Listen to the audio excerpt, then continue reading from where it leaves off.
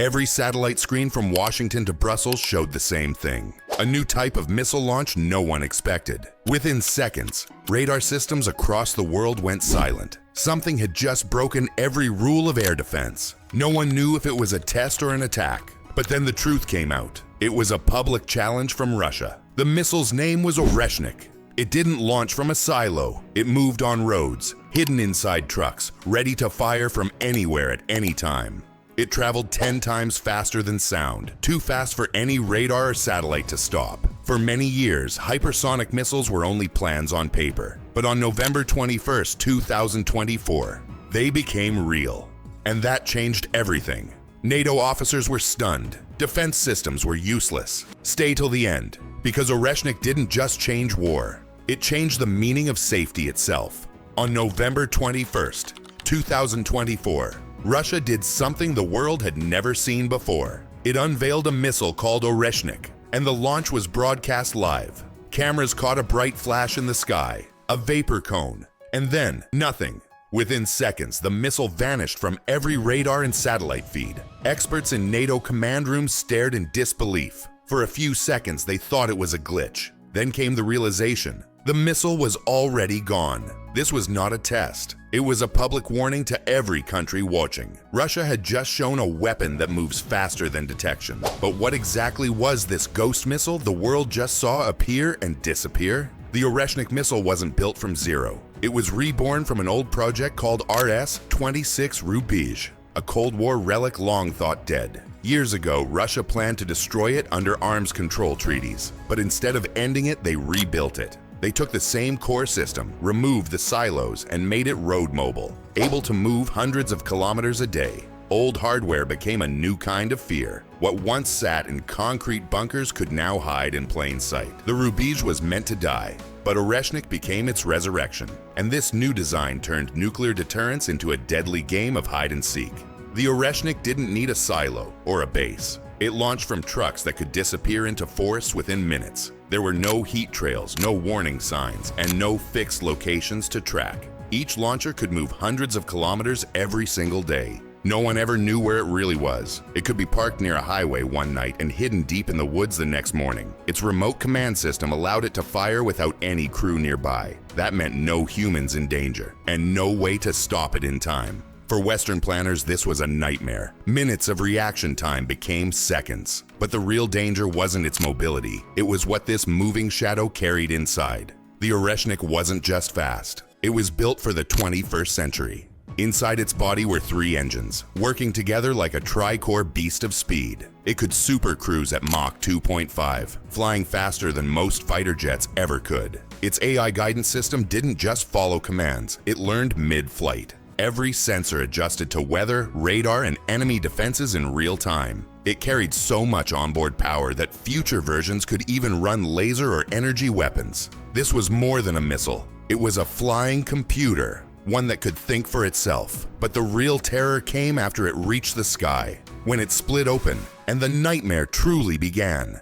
The Oreshnik doesn't carry just one warhead, it carries 6, each one a separate killer. These are called independently targeted re-entry vehicles. Once in flight, they split apart, each choosing its own target at Mach 10 plus speed. What starts as one blip on radar suddenly becomes 6. For air defenders, that's pure panic. No interceptor on Earth can lock onto that many fast-moving targets at once. Even if one is destroyed, the rest still hit their mark. This wasn't just about firepower. It was about overwhelming confusion, and Russia was ready to prove it in real combat. The first Oreshnik strike didn't happen in secret. It was televised from orbit, watched live by intelligence agencies around the world. Within 20 seconds, entire runways and fuel depots were gone, wiped out before alarms could sound. Satellites captured only a few frames of impact before their systems went dark. For experts, it was clear air defense had failed for the first time in history. Every shield, every missile net, every radar line, useless. But this weapon wasn't just built for war. It was built for something bigger, to control economies through fear and precision.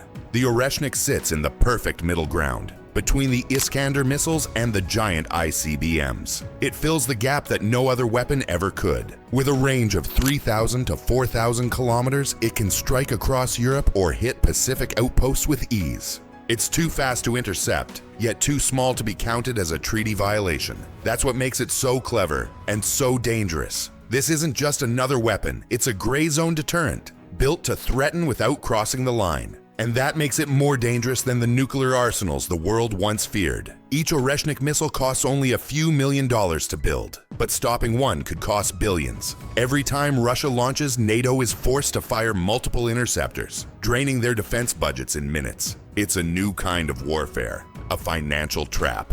The Oreshnik doesn't need to hit targets to do damage. It just needs to exist. Its presence alone makes nations spend more, panic more, and prepare for attacks that may never come.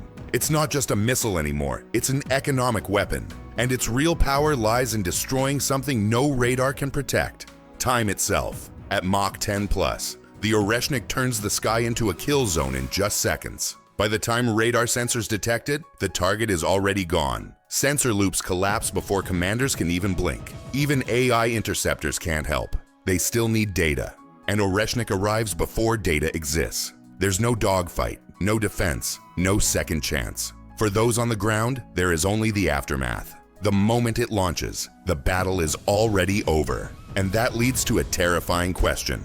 What happens when wars become too fast for humans to fight? Russia didn't build more missiles, it built smarter ones. The Oreshnik changed how the world thinks about defense.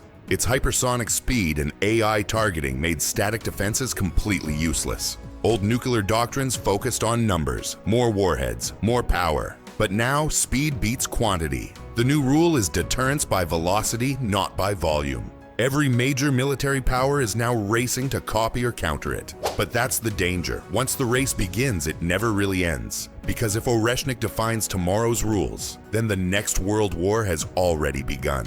The Oreshnik missile didn't just break the sound barrier, it broke defense timing. Reports say it can change mid-flight from a normal bomb to a nuclear one. This is done with secret codes that no system can stop or trace. For the first time since the Cold War, even generals say they can't protect their cities. The new rule of war is speed, not numbers. Whoever has the faster weapon wins. Old ideas about big armies no longer work. But here's the real fear. The next Oreshnik might think faster than humans. And that means the race for control has already begun. From a forgotten Soviet project to a modern superweapon, the Oreshnik proved that innovation through need can change the world overnight. Today, it's not the loudest army that wins, it's the fastest one. Subscribe for more defense breakdowns, showing how technology is quietly reshaping power across the world. And tell us, if Oreshnik can outrun defense today, what will the next weapon outrun? Missiles or human control?